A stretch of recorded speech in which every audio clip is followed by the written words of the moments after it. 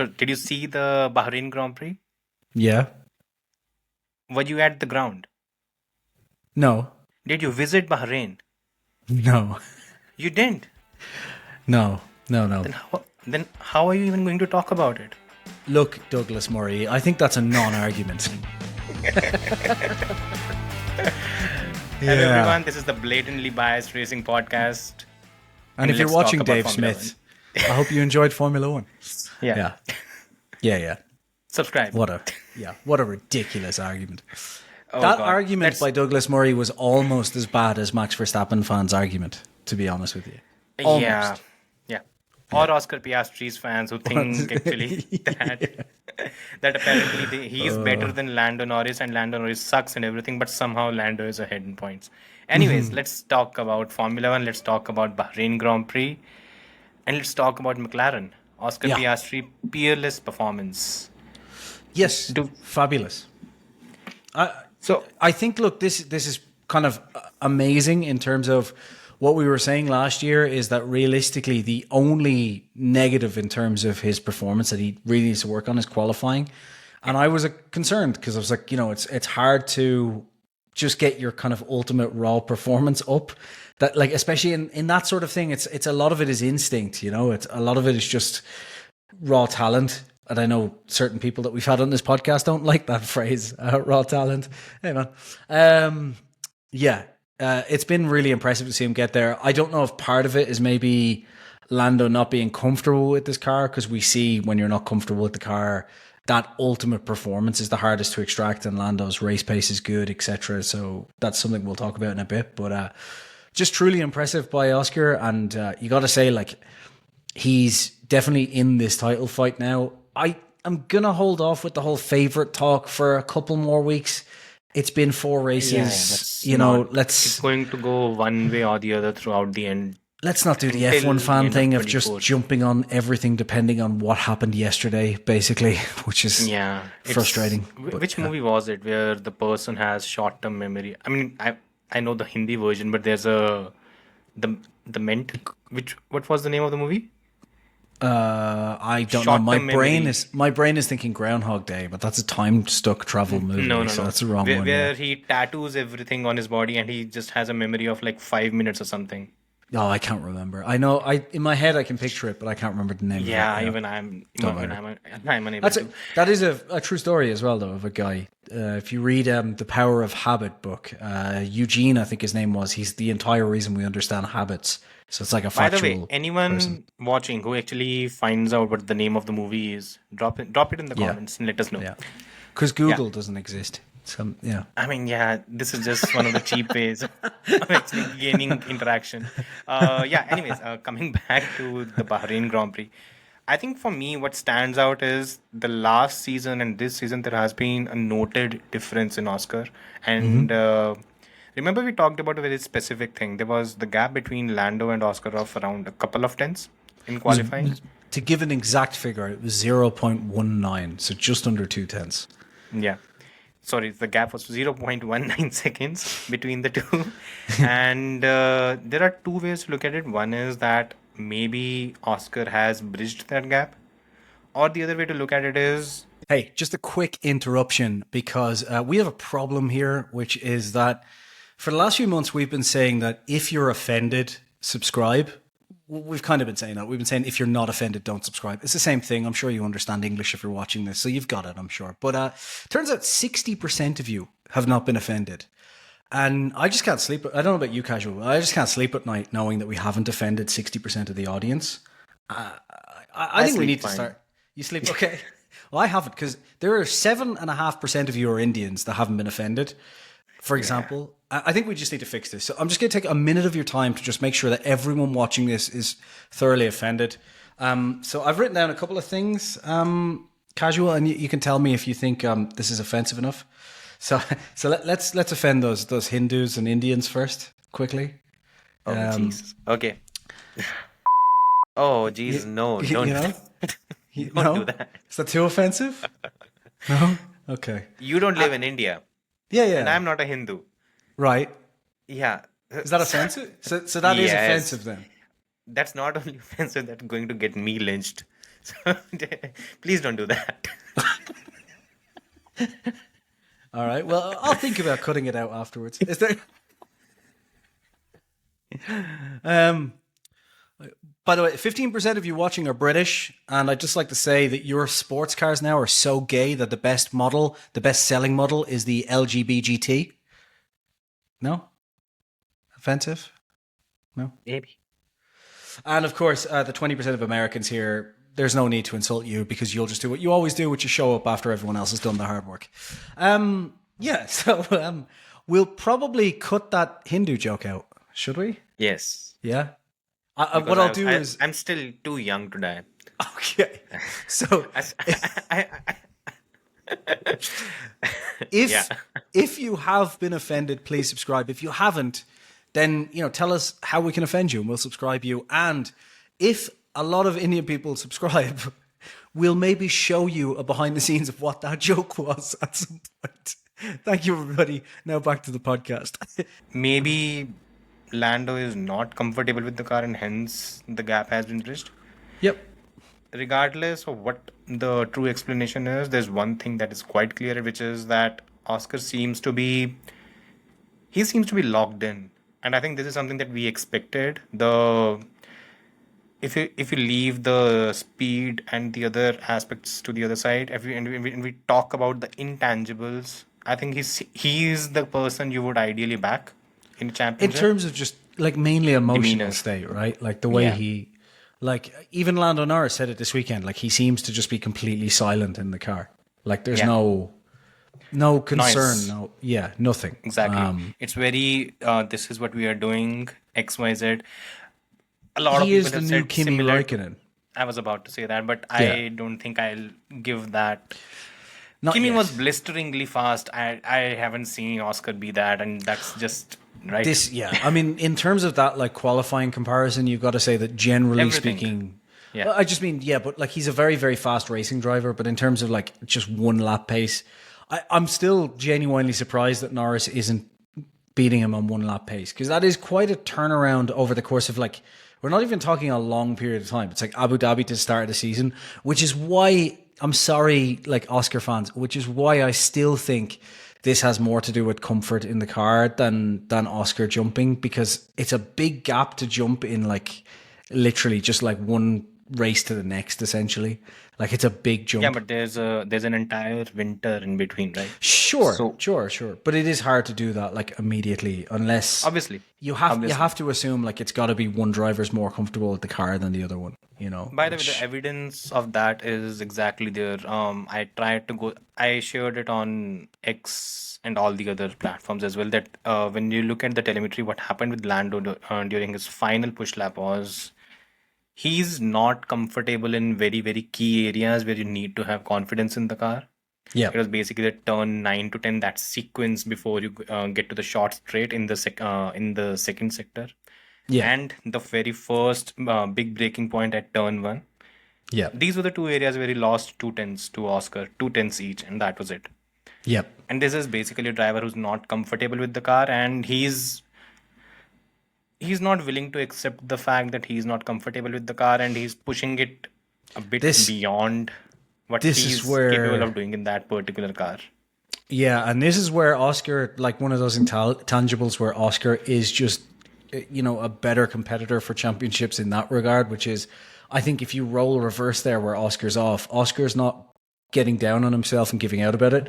He's just like, okay, well, look, I'm just a little bit slower than Lando, but I can make up for it in the race, and he'll just get onto it, like that's what he'll do. Whereas Lando seems to be kind of, we've seen this multiple times with Lando, and it's something he just needs to get either on top of, or it's going to cost him the championship because Oscar is right there, which is Lando starts having a bad time in one respect, and he lets it get to him, and you can see him, he then starts making mistakes here and there. Like Monza was the perfect example of like Oscar and the team, like not so much Oscar. Oscar did what he needed to do, but the team should have been on top of that. Lunge shouldn't have been made. It's what lost them the race. You could go on about it all day, but Lando then repeatedly made mistakes, like locked up coming into the pit lane. He was clearly furious, and he let it get to him the whole way through. And this is going to be such a tight season that Lando can't afford to do that. And that's where Oscar has the edge.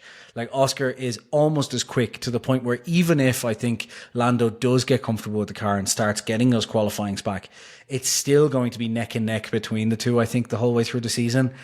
So that's where Oscar's a little bit more favored. Like, Oscar's not going to let anything get to him in terms of like, oh, we had a bad weekend or we had a bad Friday or a bad Saturday. Oscar's just going to get his head down and go with it.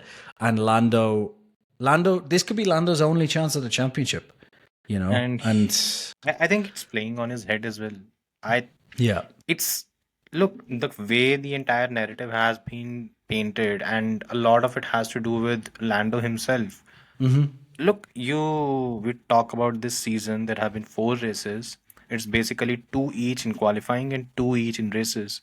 And both of them, it's basically, there's nothing to choose.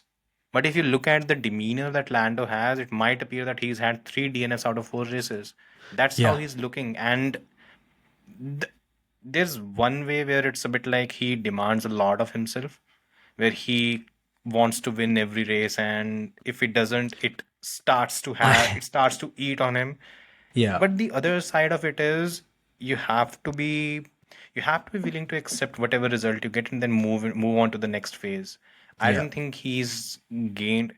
I ideally thought that in the winter break he would work on this bit, because this was one of his weaknesses last season as well. I wonder, every race was like, even if the car is not fastest, the perception that it was fast made him either demand himself more, made him demand more from himself, and ultimately reach a point where every race, where even if he was scoring well, it was a disappointment, and that continues to play on you again and again and again. I think that's Davide Valsecchi. He specifically said that he's too harsh. He's too harsh on himself. He shouldn't be too harsh. Okay, fine. You made a mistake. Happens. Now build on it. The race is tomorrow. And he's a really quick racing driver as well. And we saw this throughout the race. Like, look, I saw people jumping down his neck for like not passing George, for example. But like, again, we saw at Suzuka just how difficult it is to pass when these cars are so close, all these different things. He had a really good race, apart from the mistake at the start. But, you know, the start was still good after that. I wonder if it's a case of, he, unlike Oscar, right? Oscar literally jumped in 2023, had his rookie season, and then all of a sudden was in the fastest car, right? It came very quickly for Oscar. I wonder, on top of the fact that Oscar also is just that cool, calm, collected person, I wonder if there's just a difference there of Lando has waited so long for this to get this car, and now he knows it could be his last chance because we're going into 2026. Is that like weighing on him way heavier than, say, Oscar, where Oscar's kind of jumped in and, I mean, not immediately, but pretty quickly, like, got a race-winning car. So he doesn't have that mindset of, oh, this could be the last time. Whereas Lando's kind of been around long enough to know, shit, this could be the last time, you know? And it's something he has to deal with, because if he wants to win a championship. I mean, frankly, for Lando, it was never tough to win championships throughout his career. Until Formula 2, where he basically battled against George Russell, who was, I think, 4 or 5 years older than him. So Lando was all basically punching above his weight. For me, it's the best example, and I actually was thinking about it, that it seems that the best example is the Lewis Hamilton-Nico Rosberg battle in 2016, where I think it was Lewis who lost the championship by just being in his own head. There were far too many places where he made mistakes. The starts were bad. And again, Lewis Hamilton fans have a tendency to make it about the car, but he made those mistakes against Nico. Oh, he had some car issues, but you're right. He also kind of let that then seep into his head. You know? And Lando's doing the same thing. When Rosberg went into that season, he realized that on a good day, I win. On a bad day, I'm second. And he was fine with accepting the fact that on a bad day, I'll be second. I think right now in 2025, Oscar has accepted this bit that, okay, there will be days where I won't win, but I'll get the best possible result that I can. That's where I just think Oscar, right? Is the same as, and that's where Oscar is similar to Kimi, right? That's the exact respect where it's just like, look, shit happens, like just Yeah. just gonna Not keep only going that, with it. just the fact that he knows that there is a 24 race thing. And Yeah, most importantly, right now, the way Oscar has positioned himself is, I think he's a couple of points behind Norris in the championship. 3 points, 77, 3 points. 74. Yeah. Yeah. So it's 77, 74. The next race is in Saudi Arabia. Oscar has been the leader at the 2 last races. Yeah, Different situation both though, much slower car, but yeah, it's still. Yeah, but it's still usually in the last couple of seasons, even the Norris has had the edge on Oscar. This is one track where Oscar has had the edge on Norris, Yeah, and that counts for something, isn't it? And yeah, that is where imagine, and I think this is where ideally Norris should have the mindset of okay, even if I'm second, not a bad result. Let's yeah, take it. Let's take the second. Let's move on. Keep collecting points. yeah, Because this is Oscar's track. Ideally, this is Oscar's track. And he's not comfortable with the car. You take those two factors into play, and Norris should be able to be a bit more conservative on that front. yeah, Unfortunately, I don't think he. First of all, I don't think he has the right people behind him who can actually guide him on this front. Secondly, I think it seems that I think if the mental issues that he's facing, if they are still there, and if he needs a very, very particular set of circumstances to perform, then winning a championship becomes very tough. Especially against someone really who's tough. very mentally stable, who's always Yeah, at this particular level, and he'll continue doing that again and again and again. yep, So, yeah, interesting times, and yeah, let's see. yeah. I still. I still want to see some more before I say that Oscar's the favorite, but you got to say like I it's don't think we can say, honestly, it's a proper 2-horse fight though between them now, no, right? Whereas no, it's a 4 horse fight. no. I mean in McLaren, like it's not In McLaren, yeah. Yeah. Like it's not like last season where even when Oscar had those flashes of brilliance, Lando was comfortably the better driver for all of last season. Like, Yeah. those people who jumped on and were like, oh, well, look at Baku. It's like, yeah, well, like I kept saying, sure, you can look at Baku, you can look at Monza, but equally you can just look at Singapore and Zandvoort and you get like a And 20 complete other races, destruction. honestly. Yeah, it was 21-3 in qualifying, 16-8 in the races.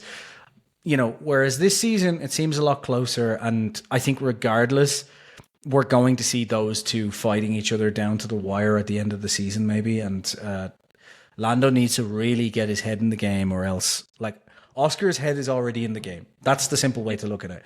So unless Lando gets comfortable with the car and kind of gets back to his natural qualifying offset, if that happens, Oscar is going to find it very difficult just because it's so hard to pass now. And if Lando starts getting pole after pole like he did last year, that could be game over because it'll be so difficult to win in the race. And Lando's not bottling the starts anymore like he used to. Yeah, But let's if that talk doesn't about happen, that then bit as well, we'll by see. the way. Uh, let's talk about Lando's race, because I wasn't impressed in any which way. There were 3 key areas where I think he maybe again where I think he just froze up. Ideally, it was first the start. What happened at the start was, and I actually went back and saw what the fuck he was doing when he braked just before the 5 lights come out. It was just, you can say, he was marginally behind the starting line. So just to compensate for it, he just let go of the clutch and It just let jumped a the little bit too car far go neutral, forward. and it just boom. Yeah. And once he overshot it, he was trying to get back, but then it was just too late. I like, fuck it, let's just Yeah. go. And Yeah. that's why he ended up getting a 5 second penalty. If he hadn't have got that 5 second, he would have been ahead of George because Yeah, easily. Just his the undercut he did was just he basically negated that entire 5 second margin or Yeah, penalty. by the time George came, he was Yeah. right behind him. So he And would have been that's- ahead of him. Yeah, ideally, I think Yeah. he would have been ahead, and I think that's what's going to hurt him. But then comes the other thing where why aren't he should have been able to overtake George. He should Yeah. have been able to overtake Charles much earlier, and there are no excuses. The I think jump there's on one- Charles when he went, was it Charles or Hamilton where he went a bit wide and had to give, it was Hamilton, right? He had to give the position back.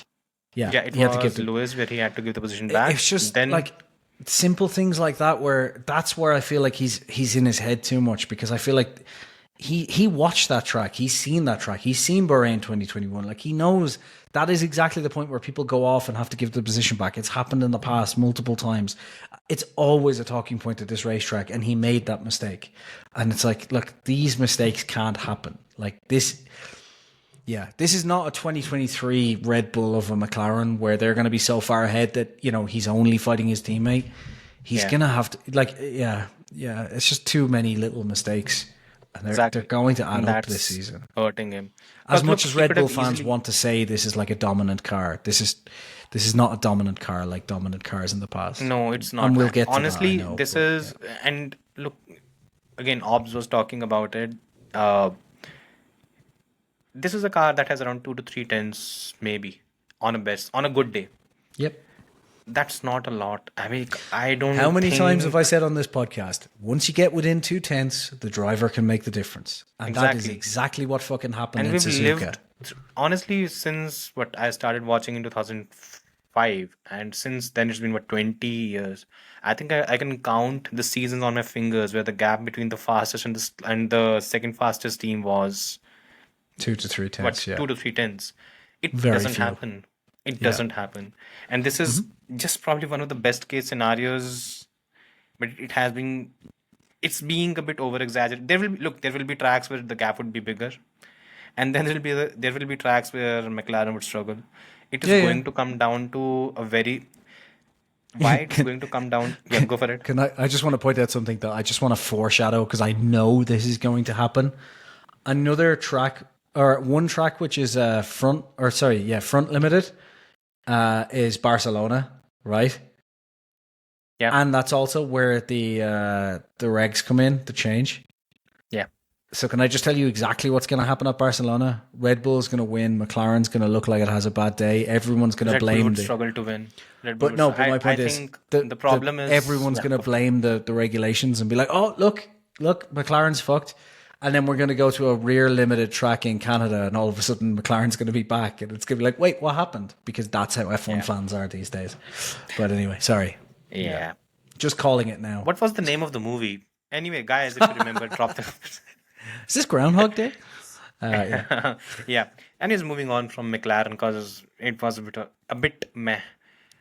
Honestly, it's a weird thing, isn't it? Like, they got a good result, like Oscar won, but it was also just one thing though we should say on McLaren: they called the strategy right.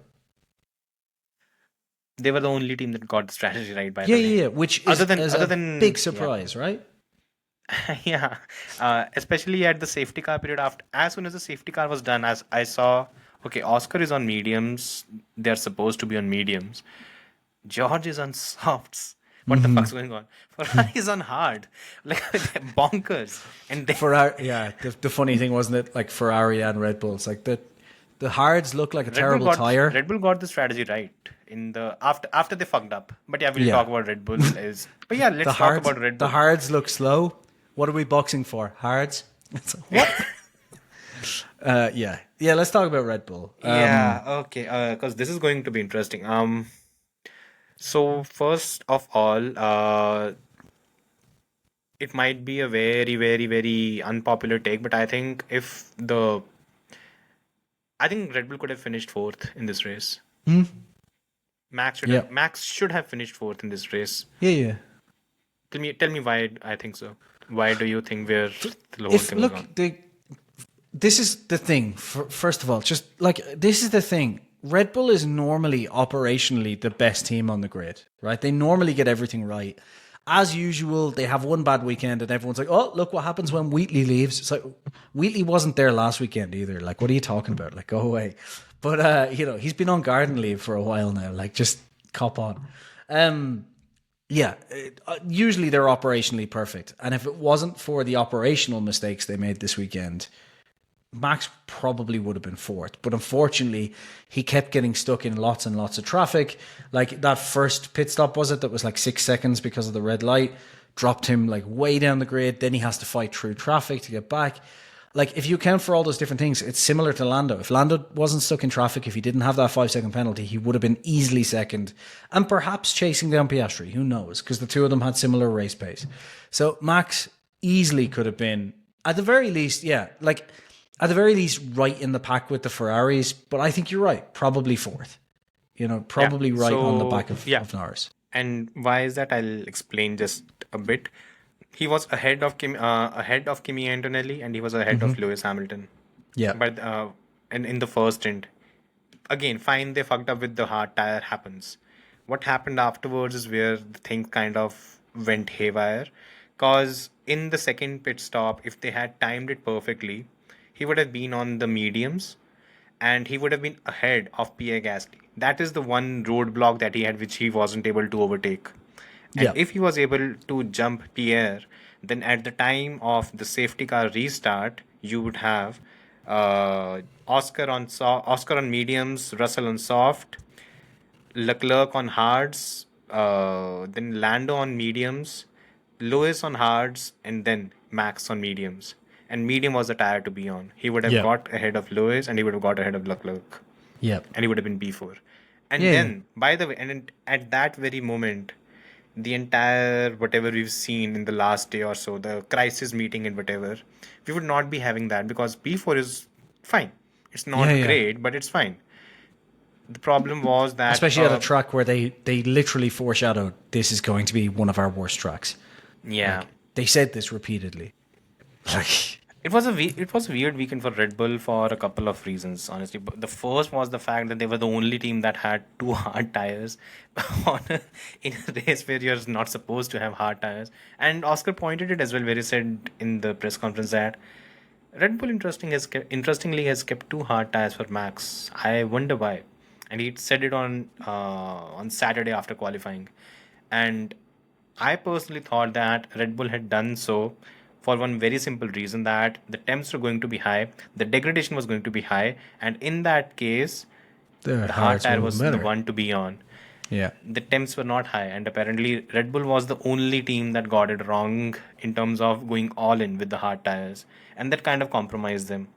Then came the pit stops. Pit stops, again, Horner pointed it out, apparently. And when there was some wacky thing going on with the whole electronics issues, as we saw. It was everywhere. It wasn't just Red Bull. Transponders and everything. Something. Yeah. Exactly. And Leclerc's DRS opened at a random point as well.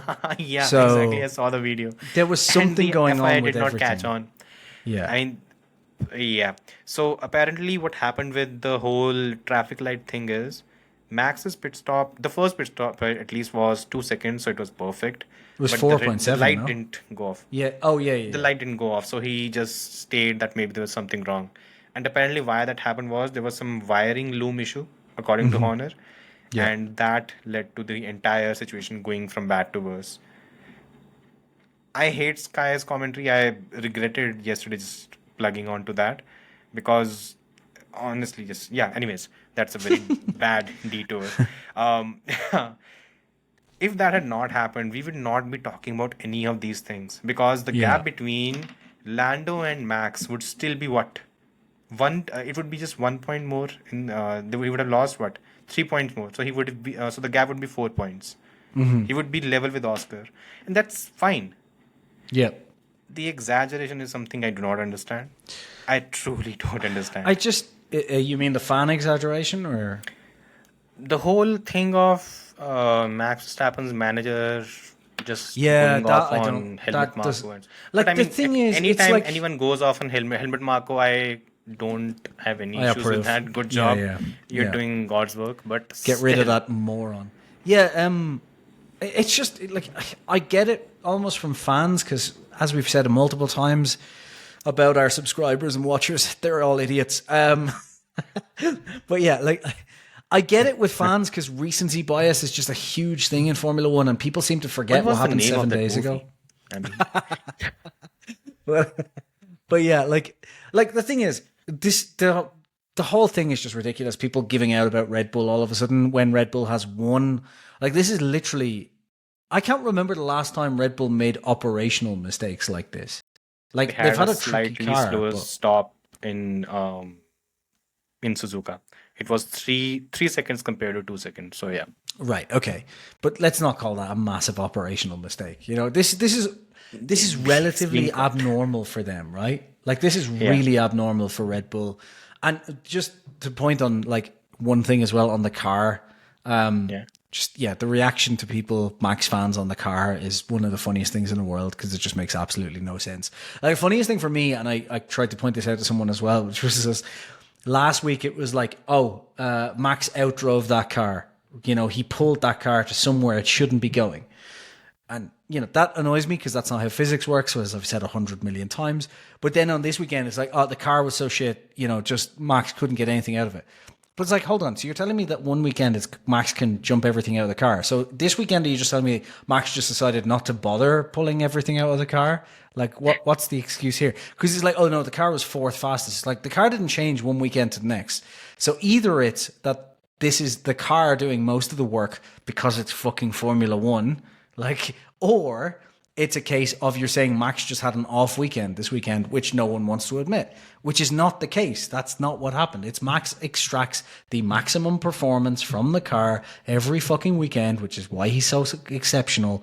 But it's also the case of in Suzuka, the car was the second fastest. And here it was probably third or fourth fastest. Probably third, I would say. And then Red Bull's operations fucked up. Like, you know, because but they were battling Ferrari in terms of fucking up. If you've gone worse I than still that, think, then, you know, this might be controversial, but you've already said it, so fuck it. I think the Red Bull was probably slightly faster than the Ferrari this weekend, but for Red Bull just fucked up everything completely. No, I don't think they were faster. I think because of the strategic acumen of Ferrari. I don't think, strategic incompetence. Acumen is the wrong word for Ferrari. But incompetence of Ferrari, Max would have jumped both of them. Yeah. For I'm me, gonna read, by the can way, I just read this comment real quick? Because it's just the one I was talking about before.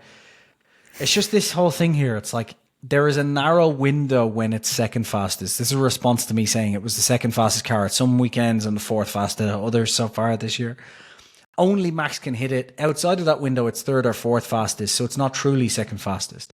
But it's like, Max fans, that doesn't make any sense. If you're telling me Max can drive it so that it's second fastest, then it is second fastest. What you're saying is that it's hard to drive it in second fastest. But we've seen this so many times in Formula One. Like we talked about this earlier. This was like the legendary thing about the Renault in 2005 and 2006. Really tricky car, but it was the fastest. Yeah. Like, as long as you could extract that performance, which Alonso could. That doesn't mean that the car is the 10th fastest, but it's fastest when Alonso's driving it. It just means it is the fastest car. It's just really hard to extract. 2012. 2012, yeah. Benetton, Ferrari, Alonso. 1994, 1995. Yeah. Yeah, Exactly. like these people should ask Jos Verstappen his take on it because he knows what it's like to drive a tricky car and not be able to extract that performance. That's why Jos was so insightful about the Checo issue, because he's been there. In fact, he was worse. Oh God. Yeah. I won't even. Congratulations to Max, by the way, because Max is spectacular. But can we just stop this nonsense? Yeah, Like, I mean, Max. Look, it's not Max. It's any driver. No one can drive a car Flintstone style. That's my best. I'm gonna quote myself on this because I think it was the best way to sum it up. He can't drive the car faster than the car can go. That's not how physics works, and that's a simple You fact. cannot cheat Like, physics. you can say like, oh, it's tricky. I agree on every other statement. Like, it's tricky to extract. It has a very narrow performance window. Yeah. All of these things are true. But like, that's like saying, you know, oh, well, my Bugatti Veyron won't do 250 miles an hour if I don't put the right tires on it. It's like, sure, it's still capable of driving 250 miles an hour. Like, you haven't, if you put shit tires on a Bugatti Veyron, you haven't turned it into a slower, it is slower in that moment, but the capability of the car is still there. Yeah. Like, you can still change the tires and extract that performance. Exactly. Like, you haven't, you know what I mean? So to say like, oh, it just doesn't, like, oh, these people are morons. They're actually driving me insane. So I'm going to stop looking at them. I mean, Obbs popped off yesterday. I think he's also doing so today. Apparently, he posted the mute button is being a great help today. Yeah. Like, he's getting annoyed at, I think, because he's like he's a fan of Red Bull, I think, or you know, at least he knows people in Red Bull. Because look, I can understand his annoyance, and it's the exact same as the Hamilton fans last year. Yeah. Can I just put it that way? Not last year. You can go back to 2022. Sure, but since last 2022, year it's been the same. Last year in particular, after Hamilton announced he was leaving, where everyone suddenly was just like, yeah, I can't wait for him to go to a serious team in Ferrari. And it's like, what the fuck are you talking about? And this is the same thing with Max. It's like Verstappen fans, like, oh, he needs to leave. And go where? Like, where can he go that's an upgrade? Let's talk about right it now? then. Let's talk about it because I posted it and I think there are around 1,000 likes that this post got. And it is supposed. I hope our video gets 1,000 likes for a change. That would be Yeah. nice. That'd be nice, yeah. Okay. First of all, basically a lot of doom posting we've seen. But for me, the dumbest thing that I've seen, at least for now, in the last couple of days is Max should leave Red Bull. Second is Max does not deserve Red Bull. They won a week Red Bull ago.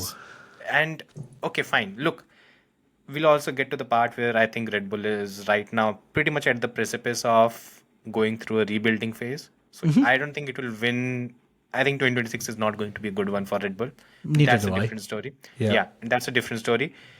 For Max, I think it would be the fucking. I think it would actually be a judge of his intelligence if at the end of 2025 he decides he's going to go to an Aston Martin, a Mercedes, or Alpine, whatever team it is. Why? Because who the fuck knows what happens in 2026? Yes. And You at enter the into- moment, there's Yeah. no operationally better team. Like even if he went to McLaren, he would have the fastest car in a team that makes stupid decisions all the time. Max would win the championship in that car. But let's say, first of all, let's just quickly run through here because I can do this very, very quickly just to tell you Go for why it. this whole conversation is pointless. If he goes to McLaren, first of all, that option isn't available because Zach Brown doesn't need new drivers, right? Simple Because as Max he has, said no. and because of that as well. But also, like right now, their drivers, like fucking the other, I'll get onto this in a sec, but their drivers are not the problem. Zach, maybe he'll take Max, but even if he did, it will be for next year. For next year, McLaren is in kind of a similar boat to Red Bull in that I don't think they're going to be the fastest team again next year. I Maybe think they might be. they could be because of Rob Marshall, yeah, Peter let's just go Prodromou. through the teams. But my point is, there is just as big a chance that Red Bull could turn things around to be the fastest next year as there is for McLaren to be there as well, right? No. Okay, No. right. Well, okay, so, fine. There is. My point is, it is just a big and unknown. McLaren is closed. Yes. McLaren simple approached as, right, Max. okay. Max said no. Max said, I'm too expensive for you. Yeah. So basically, it's closed. Right. Next team. Okay. If he goes to Aston Martin, which is one of the other ones talked about, that's a huge project, and that may not happen. That may not do anything for till 2027, 2028. Like, that's not going to be an overnight change, right? Yeah. Mercedes, sure, you could go there, and that could be one of the ones that could do well. But again, this is like, we don't know if it's going to do well next year. And there's an even bigger problem. He can't go there because his dad is a cunt, right? And the reason I say that is if they go to Mercedes, Jos Verstappen is not going to be happy with either of the drivers that keeps on the other side. It's going to be a nightmare. Because at the end of the day, if he goes there and places Russell, right? What's going to happen when Kimi starts being good enough to start taking points off of Max, right? Because it may not happen every weekend, but it will happen some weekends. And Jos will not be happy about that. And Toto's not going to ditch Kimi for someone who may leave in 2 to 3 years. Like, let's be honest here, right? Simple as that. Yeah. He can't go to Ferrari, and let's be honest, if he goes to Ferrari, that's a fucking nightmare anyway. Like, why would you go to Ferrari? I would never wish it on even No, one of my worst enemies. I mean, Yeah. never. No, So that, don't like, go to Ferrari. The simple fact is, anywhere he goes for next year is a coin toss. It may be better, it may be worse. That's the simple fact. And Red Bull have, like, these people who are like, oh, he should leave Red Bull. Red Bull don't deserve him. I'm sorry. Last year, the car fell apart to the point where Checo, who you can bash on him all you want, he's a competent race driver. Checo was broken by that car, like completely broken. And Red Bull's response wasn't, okay, let's try and, fix the car. It was, okay, fuck this. Let's just throw the constructors away and put everything behind Max. Like, Red Bull threw their own team championship away. Red Bull staff threw their bonuses away to back Max. Like, so go fuck yourself if you think that. Like, it's and ridiculous. they're doing it this season as well. And I think Exactly. and No other the team will dumbest do thing that, by the way. Exactly. Any team, by the way, any team that has won a driver 4 consecutive world championships, and while of course Max has a role to play, but a team does as well, and a team takes a lion's share of the credit. It's unless and until you 80% the are living team. in a la la land where basically your driver is Superman. It's not the case. And most importantly, look, there's a How reality of many Formula One. championships did Schumacher win when the car wasn't, when the car and team wasn't there, for example? Like, let's say, when he went to Ferrari and they were building up, did he immediately win championships in No, 97, 98? No. doesn't Did happen. he? No. And you have Did to Max win the understand that championship in 2019, 2020 when the car and team wasn't at perfection? 18, No. 17, 16, 15, just the point Did is, Hamilton and all of a sudden become absolutely shit in 2022? Yes, but that is a yes, different conversation.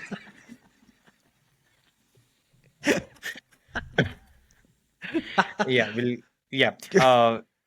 I think for me, the biggest thing is there's a lack of reality and acceptance of the fact that in Formula One, anything that goes up will come down at some stage or the other. Red Bull has given him 4 world championships. And look, if Max wants to leave, I understand. Yeah, yeah. Every driver has different approaches to their careers. Michael had a different one. Lewis had a different one. There are drivers that Senna basically held McLaren at hostage. Basically, 1 million per race. Either you transfer that money to my account on a Wednesday or a Thursday, or he's not taking the jet to the particular race. That's how he actually went about his career. So every driver does things differently. My concern is not with that. My concern is with the blabber that Red Bull does not deserve Max. They gave him 4 world championships. There aren't many teams in F1 history that have done that for a driver. If There Max aren't. if Max was at any other team, like if the simple fact is, if Max had waited around, right? Mercedes, the only other option other than Red Bull was if he went to Mercedes, he would have been in the Williams for a couple of seasons because Mercedes weren't willing to do that, right? Yeah. Maybe he joins alongside Hamilton for those couple of years, maybe, right? But any other team he had gone to, how many championships would Max have right now? 0. 0.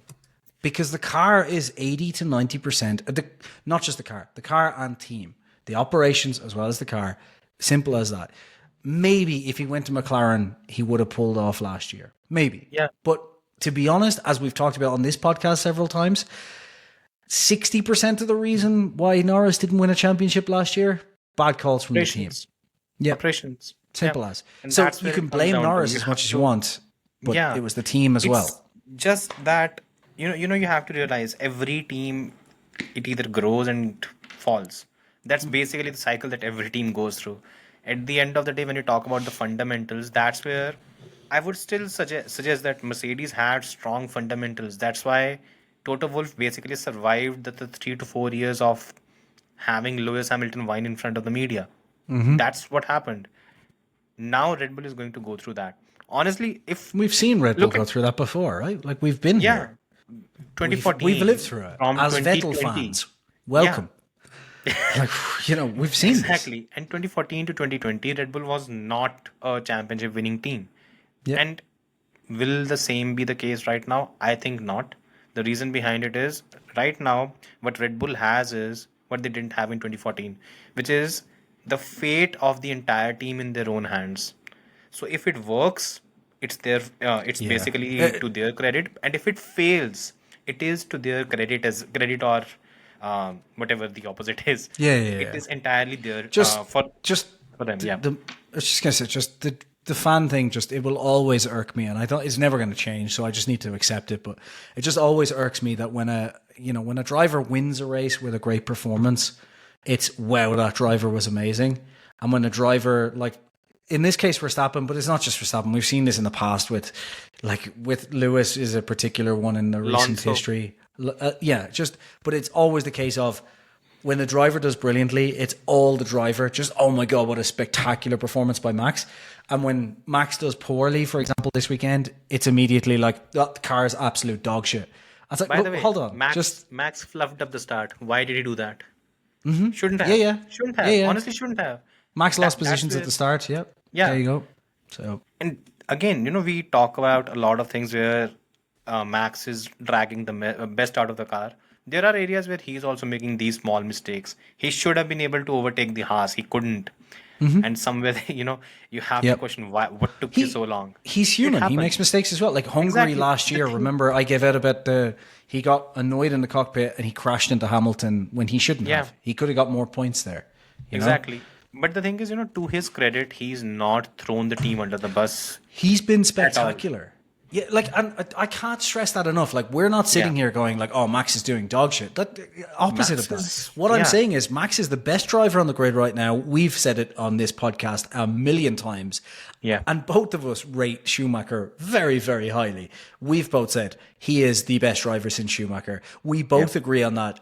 My only issue with the gobshites who have his picture as their profile image, which is a severely gay thing to do, by the way, can I just point out?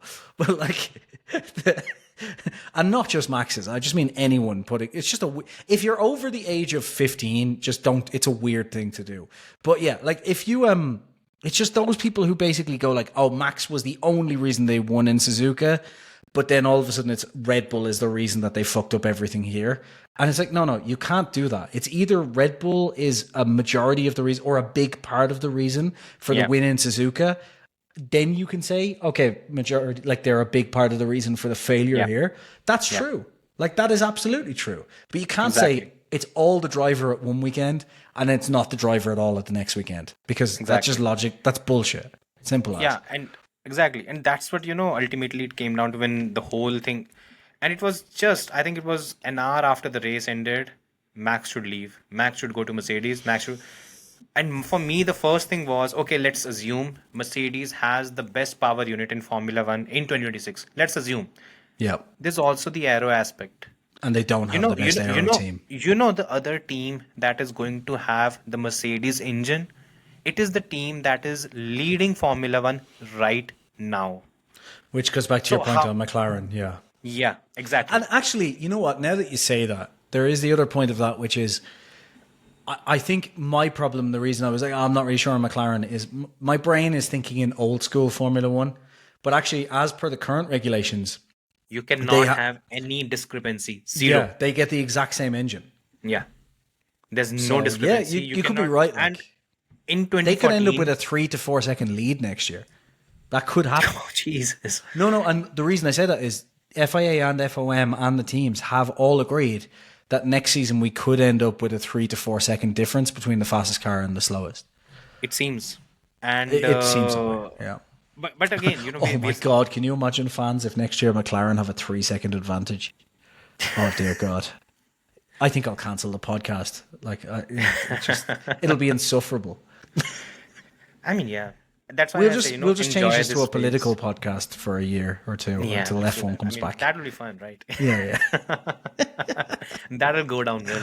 Yeah. By the way, final thing, and I think this is important.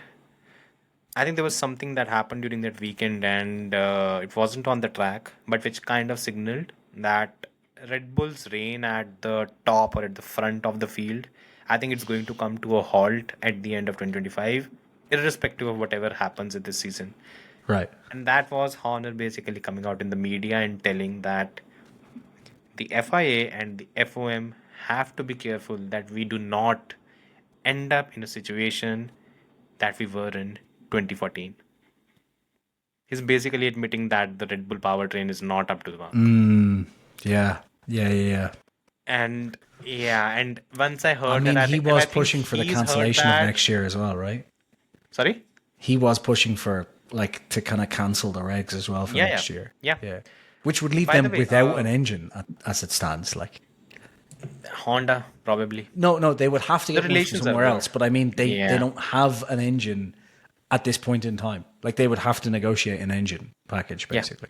Yeah. So but again, I think it's not happening, obviously, but yeah. Sorry?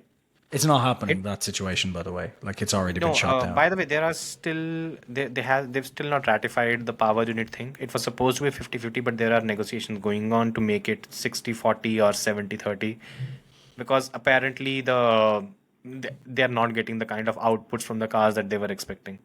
So that a lot of that is on Mercedes and the teams as well, because they closed out an area because they were afraid that Audi would be ahead. And I wonder, this was the area of Audi basically said, oh, there's an easy solution to this, which is you just regenerate from the front wheels. And the rest of the teams were like, no. No, you can't. Yeah. No, Audi said there was a way to do it because Audi use it in sports cars and other cars. And the other teams essentially were like, yeah, we're not doing that because Audi has a head start. And it was like, well, I mean, I think if they had a seen into the future and known how bad Sauber was, they wouldn't have been as worried. But, let's...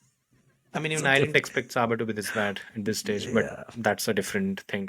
So, yeah, I think, by the way, if you're Red Bull, ideally what should be, both Red Bull, honestly, Red Bull and Max Verstappen, what should be your plan? Because I've already said this about Max. Max stays till next season. Just a second, sorry.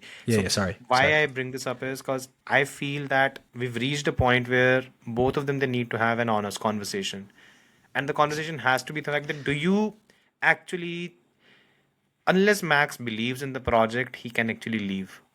Yeah. Because they are not winning in 2026. I can literally tell you right now. And if Max has either a foot out of the door, or if he does not think that Red Bull can come back in next 2 years or 3 years, then he should probably, I love that you've take a step back. You've jumped on the Verstappen fan bandwagon very quickly there. Max should leave. Not in terms of that. For me, the whole thing is they have to be honest. Because what's going to happen is, honestly, Bahrain was not as bad as it was made out to be. It was mostly the operational things. And look, out of 24 races, Red Bull is going to fuck up once or twice. It happens. Yeah. It's part of the sport. It's just that there seems to be a lack of clarity in terms of what Max expects from the car and what Red Bull can deliver. And I think that incoherence is what's kind of starting to hurt them. Yeah. There has to be... Yeah, go for it. I was just going to say, I still just don't think there's any point in him leaving before the 2026 season, just because it's a gamble. If he wants to leave and do the Senna thing of literally I'll sign a 1-year contract with Mercedes, and if they don't give me the right car in 2026, then I'm gone. If he wants to do that, then fine. I just don't see Max doing that. I don't see him taking a punt for a year. I don't see Total doing that either. Neither do I, because why would you give up one of two really good drivers for, you know what I mean? It doesn't make any sense. Ferrari aren't going to take a 1-year contract, I don't think either. Maybe, but again, I just don't see it. And same with McLaren. Why take a punt, lose a driver that's both of their drivers are solid. You can argue all day about which one's better, and we will do over the course of the season. But both are solid drivers. Why would you chuck one of those out to get Max in on a 1-year contract, right? So the problem I have is just the only one to do that is the clever one would be to throw Lance Stroll out, but they're not going to do that at Aston Martin. Yeah. But Alonso maybe is the only one. The point is more if you're Max Verstappen, do you take a punt on, just 1 year, taking a 2 or 3 year contract with a team? And then find out it's not as good. The side of Red Bull, because look, Red Bull also know what the future holds. So what are they going to do next? Well, just to close off, in terms of Max leaving, unless he's willing to take a 1-year contract with a team, his best option is to stay and see what the order is like, because everyone knows how good he is. And if at the end of 2026 he comes knocking, there's going to be a lot of doors that'll open. And realistically, the doors that have the... Apparently, Ferrari, both drivers, their contract has the exit clause. I think McLaren has it. I'm not sure what the situation is with Mercedes or Aston Martin. But basically, your top teams have that thing in place. Yeah. For me, it's either that or take a gamble now and hope he gets it right, because wherever he goes, he could end up locked in at. That would be a problem.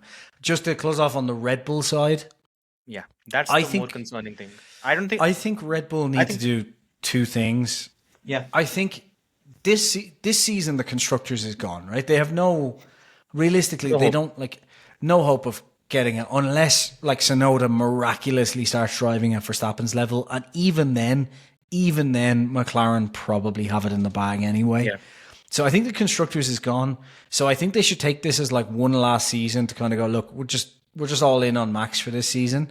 But I think if they get to June and Max's title hopes just aren't there, if it's just not going to happen, I think they should just write off the season and go in on 2026 and kind of turn around and be like, look, we need to focus the development on both drivers and stop being the team of Max Verstappen, because that party is going to end very soon, even if we have the best 2026 car. Like, that magic is going to... If they get to 2026 and they have the best car, Max is still only going to stay for 2 or 3 years anyway. So I think it's time for them to like reassess what they're doing and stop being like the team of Max Verstappen now, because... Like, obviously do it until the end of this season. I'm not saying just like, oh, fuck it, fuck Max. Like, what I mean is like, you know, but from next season onwards, because if they keep going down that route, they're going to just find themselves back in a worse situation where 2028, he's just going to fuck off. He's going to be done with Formula One, or, you know, whatever is going to happen. And they're not going to have their next Verstappen, you know, and... Don't you think they should target someone already as Yuki Tsunoda's replacement for 2026? In case Max pulls the trigger in 2026. Yeah. Like, they should be targeting one of the other drivers at like a different seat who's... Like, realistically, they should have been targeting Russell or Leclerc or one of those guys anyway. And if Jos was complaining, just say, look, tough. Like, we need to win championships. Like, we can't... Like, we've seen what happens if we gamble everything on Max.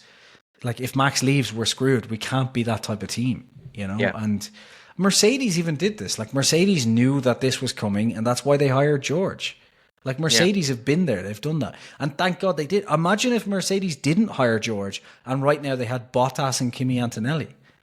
Like, where do you think they'd be? As good as Kimi is, he's not ready to challenge for titles yet. Like, he needs to build up a bit. So... And then Ferrari did the opposite of... For me, the worry is I think we are going to reach a situation with Red Bull where they keep putting all cards, basically everything on Max. And what's going to happen next season is that all of a sudden he's going to announce that he's leaving. And the only driver they have in the squad is basically Yuki Tsunoda and the other two kids in Racing Bull. Yeah. And that's not a situation to be in. Yeah. That's what I think. And in that case, they will be caught on the back foot and they won't have a driver to sign.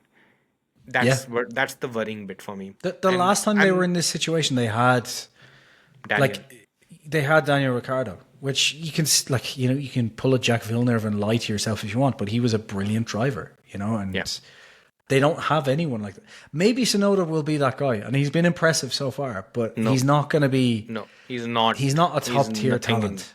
In my opinion, at least. Maybe if he proves me wrong, great. But for the moment, I just don't see it. You know, you just don't see it. Anyways, a lot of Red Bull, Max Verstappen talk. Ferrari. Remember when I said last year Ferrari's biggest problems weren't their drivers? Can we just leave it there?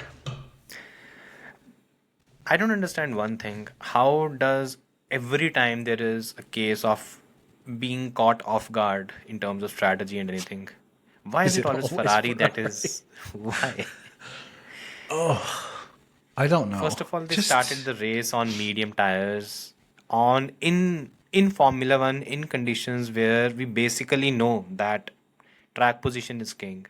They started on a slower tire, compromised track position, and then Why is I it looked just back at the strategy and I couldn't understand what was going on. But why is it just that Ferrari is like a team with, like, I know we're in cost cap, but essentially unlimited resources, right? They can do so much stuff. And this strategy problem has been a problem for so long now.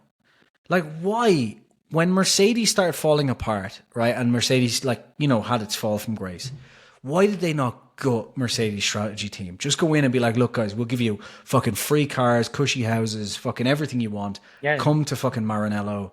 Like, go to Red Bull, like, rob Hannah Schmidt. Just, you know, just, like, give James Wheatley, like, a promise that will make you team principal in 2026. Just lie if you have to. But just do everything, like, you know. And instead, like, they've built really good cars in the last couple of years. Like, you know, they have built decent cars, you know, like, it's not like they've built shit cars. Their technical issues. The problem is every year that Ferrari does not win is a failure. As simple as that. But it's always strategy and calls, right? No, like, it's over everything. The past 10 years, they've built some decent cars, though, is my point.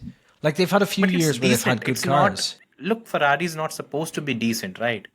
Ferrari has been decent since 2007. If you In talk fairness, about even Ferrari decent, road cars are decent. Like they're. La Ferrari is still. I love that car. I hate the Ferrari name, the though. Ferrari. Yeah, Ferrari yeah. the Ferrari. Yeah. Yeah. So stupid. I mean, exactly. uh, for me, the It's like worry if- is that It's like yeah. if Charles's parents had called him Leclerc. Yeah. Oh, yeah. Leclerc. Yeah. It's what they're the fourth Clark. fastest car and probably fourth fastest team in Formula One right now. The worry is, I don't think there's any panic or accountability or a realization that they've fucked up this season by a large margin. I mean, we've seen a bit of talks in the Italian press, and this is just, I think it was before Bahrain, so it was after 3 races, and I think it's only going to accelerate as the season progresses. I think if this is the attitude, because what happened is Ferrari had a fuck all race, honestly. Leclerc should have been on the podium. He got robbed because of, honestly, pathetic strategy. Russell put on the soft tires, he put on hard tires. It doesn't make any sense. Literally any which everyone, way. including the commentary team at Sky, who, as I pointed out last week, are not the brightest bulbs in the fucking basket. They aren't. They were even saying, like, hards, why are they going on hards? Like, Okay, let's talk about Sky for a minute. The entire and I look the British bias and whatever. Let's keep it to one side. Crofty and Kravitz, they were literally laughing at the fact that Max was having a shit race. yeah. Digs that they take at Red Bull and Max, it's a level to which they are bitter. Do you notice Brundle just doesn't engage in this stuff? He just Yeah, kind of he moves doesn't. on. He just He like keeps swiftly quiet. moves on to the next like topic. Yeah. I really love the amount He's of like, times this is I've heard. beneath me. But I've really loved the amount of times where like Crofty has gone on some rant. Like in Yeah. free practice, I can't remember what it was, but there was a perfect example. Like Crofty went on some rant about one of the teams, and literally, he finished it on a question, and Brundle's response was, "So there's that Alpine coming through. Wow, he's taking that sweeping turn very quick."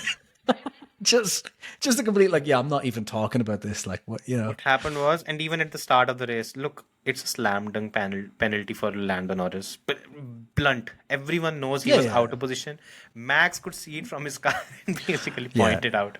Yeah. And apparently, and you know how Crofty kind of laid down the groundwork for it. He said, "We're going to talk to, I think it was Karun Chandok in the Sky Studios, who's going to explain why Lando might have a case." And you know how Chandok replied? He said, "This is a slam dunk penalty." There's literally no case to be made at least from my side.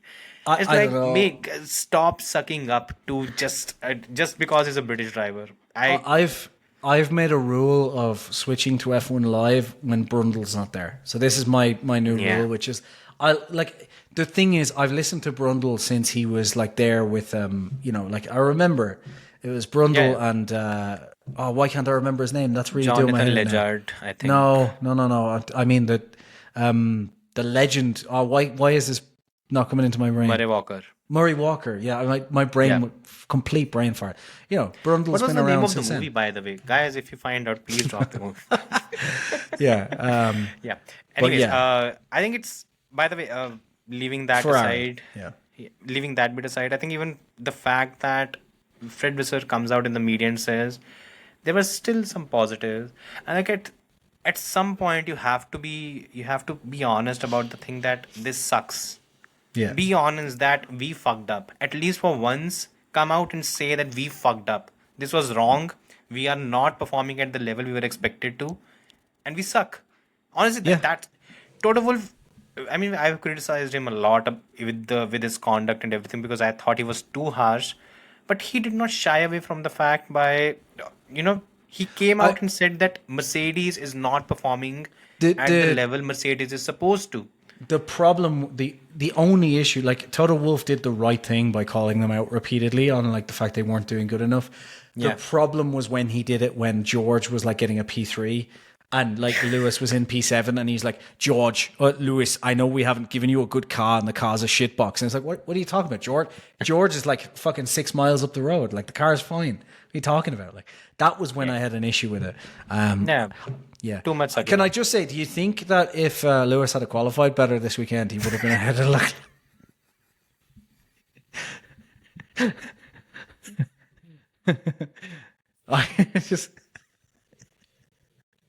I love it. Just you can go back and watch the tapes for anyone who's wondering on this.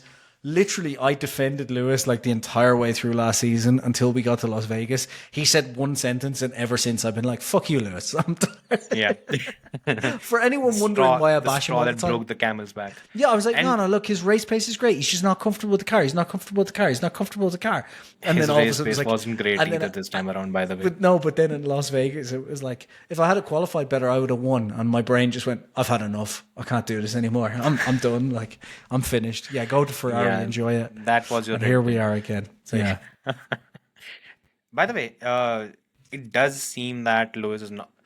I don't want to bash Lewis today, to be honest, because there's a very, very, very basic reason. This is just his 4th race with Ferrari, and a lot of people have piled on him a bit too much. Can you just point out, this is his 4th race, right? Now, as Vettel fans, we know by year 4, you are mentally like just broken completely. Yeah. But like this is by race 4, and he seems mentally broken. So I'm a little bit concerned about his mental health. Yeah. I think the problem that happened was he saw that he was more or less neck and neck with Charles in FP1, FP2. But the reality is he was not. I'm in FP2. In FP1, Leclerc didn't really take part. So FP2, FP3. No, FP2, I just FP3, remembered something. it was, FP2, FP3 was closer. But as soon as it came to the final push lap, again, Leclerc just ramps things up. And the problem is, a lot of people have pointed out that it's the late braking style. It's the fourth year of these regulations. At what point do we start adapting to the car? Yeah. And this driver is supposed to be the greatest of all time, right? And he can't adapt to a fucking car. So this what points the out fuck are we talking about? This points out the definition of insanity, which is doing the same thing over and over again and expecting different results, right? Yeah. And Lewis actually touched on it this weekend. Lewis has been doing something ever since 2022 that Lewis Hamilton fans have used as the experimental setups and all this stuff, right? But Lewis keeps doing this. We saw this in the sprint. Like, he won the sprint and then went and changed the setup, right? And this has been a running theme for like 3 years now, where Lewis does really well in like free practice and then he's nowhere in qualifying. He's like, oh, well, we changed the setup and it just went wrong. Stop changing the fucking setup. Like, I can't stress this enough. Like, Leclerc, I think this has proven what, like, Lewis has pointed out what I said that Ferrari needs to do for a long time. Remember, I kept saying Ferrari seems to be really good on sprint weekends, right? And it seems to be that if Ferrari just set up the car like in common sense and then just leave it fucking alone, it seems to be fine. And I think Leclerc has secretly figured that out, because apparently what Lewis said is Leclerc just picks a setup in FP1 and just basically lives with it for the rest of the weekend. Yeah. And I think he adapts his style to whatever that is. I think Leclerc has realised what we've all realised watching, which is Ferrari are fucking terrible. And if we just go in and go, guys, what is the stats telling us is the best? That one? Cool. Just set that up and leave my fucking car alone. Don't touch my car. Leave it alone. Leave it alone. You'll break it. Leave it alone. Yeah. And Lewis hasn't realised that Ferrari is shit yet and is still letting them change the car. And sabotage him, obviously, as well. Yeah. By the way, he said there was a 10th. Where did the other 5 tenths go? That's what I'm confused about. It's the entire. Again, I don't think he had the confidence in the car, which Leclerc seems to have in the critical areas. Confidence, talent. Did he have that? Pace. Yeah, I mean, he's. Yeah. I'm not being lured into that. Anyways, one Lewis hater is enough. You don't need to. I'm not a hater. I'm just tired of excuses. Like, if this was... Sai also says that about Lando, isn't it? Hi, Sai. Like, it's Hamilton. Hey, Sai. Like, even you and me, like, you know, we didn't pull any excuses for Lando this weekend. Like, how many excuses can you have? And, like, I get it when fans give excuses, but it seems like Hamilton himself now is continuously giving excuses. And it's like, look, how long can you give excuses for? Just, exactly. You know, And you have to be very, very careful about the fact that this is Ferrari, this is not Mercedes, where they'll. Oh, by the way, apparently a lot of people missed on it. First question into the race weekend on Thursday, Lewis was asked. Okay, so Lewis, you talked about the specifically part that was not functioning properly in the previous race. Is it fixed now? And could you please elaborate on it?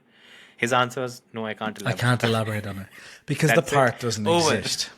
Yeah. Apparently, or he was told to keep quiet. We don't talk Yeah. about these things at Ferrari. So Speaking yeah, of proof that the car is not the problem, George Russell, amazing, Yeah. right? he's, for me at least, he is the second best driver in Formula One in the first 4 races, easily. Yeah, Max is first, George is second, quite clearly. I would kind of agree with that at the minute, yeah. Which is going to Yeah. get a lot of hate. But yeah, who He cares? deserves it, honestly. There's a lot of things that he should not. He should not have Most finished other drivers P2. would have crippled under that pressure, right? Like Yeah. literally, like you could see him press the radio button and his DRS opened. Like, you know, like What the fuck is going on? yeah, most of the drivers would have given up on that. Or at the very least, like we've seen Max do this. So, you know, like even Max, there's problems with the car. He's shouting over the radio, like going crazy. George gets a call while he's fighting in second in a car that doesn't deserve to be in second. Like, you know, Lando fucked up. That's why he's there. All these different things. But he's in that position. He knows he's being hunted down. He gets a call over to the radio to say, hey, your steering wheel and all your electronics might switch off in a few minutes. And his response was a laughy, as long as the steering wheel doesn't come off. Just, you know, like, I'm sorry, anyone who thinks that George isn't brilliant, like, just Yeah. get fucked. Like, George is amazing. And he could win this championship if he Yes. genuinely could win Yes. this championship. And that is a bonkers thing to say, but I think it's accurate. Remember when there was this narrative that George buckles under pressure and makes mistakes under pressure? Because Remember? of two times out of like 457 races. Exactly. Yeah, of course. And Yeah. most of the times, when it comes to these narratives that Leclerc is a poor racer, or Russell or Leclerc, Lando cannot have good starts in the races, or Max is a bad qualifier. In all these narratives, one just needs to do very, very simple thing. Fuck off. Just wait. No. Oh, right. Yeah. Just wait, and let time prove things wrong. Anyways, world champ. I think this is kind of the most. I think for me the most interesting bit. There are 4 drivers that are separated by 14 points right now in the championship. I think a lot of people are sleeping on the fact that we could have possibly a 4-way battle, and if somehow, oh God, please do it. If somehow Ferrari finds a 10th or 2 and Leclerc wins the race in Saudi this weekend, we might have 5 people very, very close to each other in Yeah. the championship. Yeah. Like Mercedes, George is incredibly consistent. He is like, I don't know where this got lost in the mail somewhere, but Verstappen-esque right now. He is Verstappen-esque right now. He's doing exactly what we all praised Verstappen for doing last year, which is getting the best out of a bad car every weekend. And the car might not be tricky to drive, but it's worse than being tricky to drive. It's slow. And if you said to Max, would you prefer the second fastest car, but it's really, really difficult to get the performance out of, or the 4th fastest car, but it's easy to drive? Max will pick the second fastest car because otherwise he would be in a fucking Racing Bulls right now. But George is in a car that's worse than that. It is slow, and he's pulling the best performance out of it. I'd say It's not slow, but you know what I mean. Like it's probably 3rd fastest on average. second fastest. On average, though. No, because second average. fastest in Suzuka was the Red Bull. Second fastest in Australia was the Red Bull. So it's on average, it's 3rd fastest. Let's be In honest. China, second fastest was Mercedes. In which one was it now? Bahrain. Jesus, there are so many races. I keep forgetting the names. In Bahrain, it was the second fastest. So it has been the second fastest in 2 races, and it has been 3rd fastest in the other. So it's on par with Red Bull, basically, in terms of being more or second less on fastest. par, just slightly ahead, but it's not. It's minuscule. Basically, you can say that both of them are on par, and you can see it in the points. Because look, George has made one minor mistake this season. That was in qualifying Japan, which basically meant to finish P5 instead of P4. Yep. Max has made one error, and that was in at the Staying with start Red of the Bull. race in yeah. Other than that, at the start of the race in Bahrain, where he lost a couple of positions, because if that had not happened, I think he would have been P4 in the race. So it's a bit more or less there and thereabouts. It's give and take. Yeah. But honestly, look, a lot of Here's people, a lot of doom posting we've seen. This the biggest season thing is as way well. too close. The Yeah, biggest okay. thing as well. Oh yeah, people who are like, "Oh, this championship's over. McLaren's dominant." It's like, were you like, how long have you been watching Formula One for? I Like, mean, if this is not, there was one guy who posted. I was 2023 not. was less than 2 years ago. Like, would you go fuck yourself if you think this is a dominant season? Like, seriously, piss off. Like, And not only that, there was this one guy who posted that I have not seen the 2014 and 2015 season. Was it as bad then, or this is worse? What the fuck are you talking about? yeah, I replied to that actually. My response was, you didn't need to write that you hadn't watched it. We could infer that from your comment. Like, Jeez. basically, you know. It's like, I've seen people be like, "Oh, this like the Mercedes was nowhere near as dominant as this McLaren," and my only response to that is Go to school. either you have a memory problem. What was that movie again? Or you are just Drop a comment. like either you have a memory problem or you weren't watching. Those Yeah. are the only two options. Yeah. Or you're because- stupid. Or you're stupid, That's the thing. Yeah. or you're just Which trying being to get an F1 likes. fan. Yeah. They could be lying for likes, which is working because we are talking about it. So Yeah. they could be incredibly intelligent. By the way, just an excerpt. In 2014, after the safety car restart, Hamilton and Rosberg pulled out 24 seconds in 8 laps on the field. That is 3 seconds a lap for anyone who is worrying about maths there. Yeah. Yeah. If should McLaren were tell you 3 everything. seconds a lap ahead this season, it doesn't matter how many fucking mistakes McLaren make. Yeah. They would have won 1-2 in every single race. Like, They would if have they were lapped the field. if they were 3 seconds faster than everyone else, they would have won Suzuka even with the overtaking issues. Yeah. Simple Yeah. as. Easily. Like, very yeah. easily. Yeah, yeah. And yeah. But Anyways, yeah, so George Russell is in this fight, and one thing we need to remember as well is that Mercedes have had a habit of being much better at the end of the season than they are at the start in basically every the season car- that I can think of. Exactly. And So, by the way, If it's that happens probably this season, like, and it's yeah. the only car that looks actually, it's not too hard to drive. Mm-hmm. You see McLaren, it's very on the edge. You see Red Bull, it's all over the place. Red Bull's easy to Ferrari drive. is very nervous. But, Mercedes is quite, what's the best predictable. way to put it? Predictable and easy to extract. Yeah, something on those lines. It's easy to use. And that Yeah. is the best quality for him. I think Yeah. that was probably why he was able to pull off that lap, which actually got him in the front row. Yeah, Because yeah. the car is, whatever The good news on that is, though, for Mercedes, they're in a position that the other teams aren't, which is they've got a predictable car that they can layer a bit of performance onto. And if it gets a little bit trickier, we know George can handle that, so it'll be fine. So they can he increase has the 3 years of performance. trauma behind him. So Yeah, but also like he drove like look at what he did in a Williams. Like this is why people who are like, "Oh, George, he's not that great." It's like he's one of the best qualifiers in the fucking Yeah. sport. Like I mean, I've loved the whole thing with the Lewis Hamilton fans who kind of shat on him throughout until 2024, and now they've completely changed the narrative. And Russell is probably the best driver in their eyes. But yeah, anyways, that's an entirely different thing. right. Kimi Antonelli's overtake on Max Verstappen, the highlight of the race for me, because Amazing, I wanted to see the two battle it out. Again, it was slightly unequal. We will have a lot more of those in the future. But again, just a glimpse of the future for us, which worked. Now, midfield, Alpine, well, somehow they did well. By the way, it was Flavio's birthday, so probably that's why. Yeah. So they put extra juice in cranked up a there. few things. Yeah. Cranked up a few things. The race said the funniest thing ever that I've heard, which What? tells me they don't know who Flavio is, because they said Doohan was running in the points for a while, and if it wasn't for the safety car and the poor switch to hards, which Gasly was also on, if I remember correctly, Yeah. Doohan would have been, would have scored his first points, which should buy him until the summer break. Yeah. But I'm sorry. Do you know who Flavio is? the problem that Flavio It'll has buy is, him an extra race. It's not going to buy him till the summer break. yeah, but the thing is, Flavio is a lot of things, being a piece of shit, cheat, scammer. Legend of the sport, champion, winner, business None of those mogul. things. No. But he's not stupid. The world's best He's con not man. stupid. Yeah, that he is.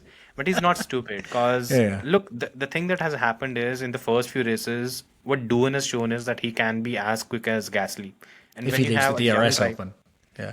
yeah, and when you have a young driver who's actually talented and who is fast, it makes you take a step back that, okay, we cannot lose this guy because he can be snapped up by someone else.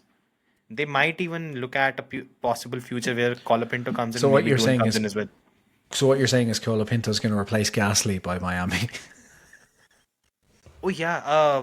By the way, did you not catch on? I don't think there are many people that caught on to it, and I think it's very probably something that slipped out. Colapinto is either one prediction, right or wrong, I don't know. Colapinto is either going to replace Doohan by Miami, or he's going to do the FP1. There's a possibility that one of the two things is going to happen because Colapinto, if you remember, he did the test in Monza Oh, okay. Yeah. as soon as last week, and as soon as he did that, he basically posted a few things, and he wrote Miami on X. Within an hour, he deleted it. Now it could mean a lot of things, but let's see. You think it's just a coincidence that like Doohan's contract is up before Miami? Exactly. Yeah, that's why. So there might be a Flavio's case trying to that- sell the team. He wants money and someone who's just going to be Doohan. Look, Doohan was quick. He is a quick driver. He's done some good performances, but Doohan is also not like he's not your standout performer. Not that kind of lovable guy Would you that expect everyone Colapinto loves. to come in? Would you I expect just Colapinto to think come in and beat Gasly from first race? Yeah, but I'm a Colapinto fan, so Yeah. I mean, keeping that hat aside, keeping that South American hat aside. shut up, Sharon Marco. Yeah. No, like I don't expect him to beat Gasly straight away. But you know what? He performed fucking well against Albon, and I think we're seeing that Albon's quite good as a racing driver. Or so Carlos the thing is, Sainz like, sucks. So maybe or Albon is the or best Carlos, driver in F1. yeah, or Carlos Everyone is can terrible, suck but then ass. that says a lot about Leclerc. Yeah, maybe Albon is the best driver on the grid right now.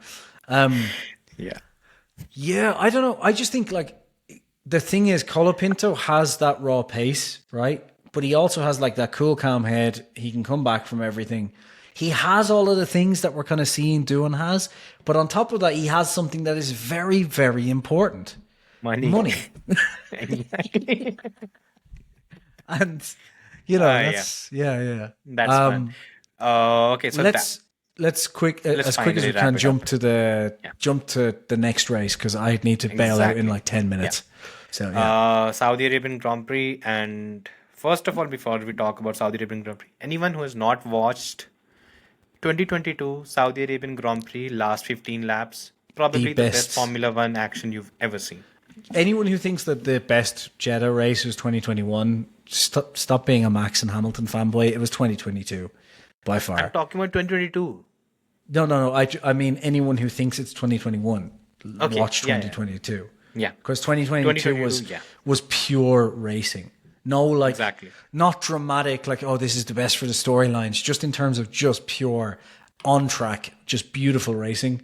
It was such a spectacular event and showed that it was one of the races that showed that Leclerc can go toe to toe with Max Verstappen, you know, and he rattles did. Max. Yeah, he rattles Max. Like the two of them loved it as well. It was beautiful to watch. It was pure. It's pure racing where you basically don't have a scenario where after 2 laps, oh my god, my tires are overheating. This is bad. That is bad. That fucker. It was just lap after lap after lap. Yeah, and the two of them clever enough to play around with the DRS as well. Like just two just top tier drivers going at it with one another in similarly paced cars. It was just incredible. We had that for half a season, and then Mercedes fucked it up for all of us. Thank you, Toto. By complaining. Yeah. Yeah. Stop doing In terms of experiments and just fix your fucking car. That's what they should have yeah, done. But anyway, exactly. And in terms of expectations for the race weekend, what do you expect? Well, I expect that there won't be many women driving to the circuit. That's the first thing. Oh, you mean in terms of the race, not in terms of the country? Sorry. There might be a few missiles coming over as well. No, they're all going towards Yemen, so they shouldn't be coming anywhere near the track. So it should be fine. Yeah, they'll be brutally killing innocent civilians in Yemen while the race. No, let's keep this on track. This is not a Dave Smith podcast. Yeah. So I'm hoping this gives us good racing. I'm not sure because of. Yeah. But we do have 3 DRS zones, so that should help. But the cars are so similarly placed last season now. as well.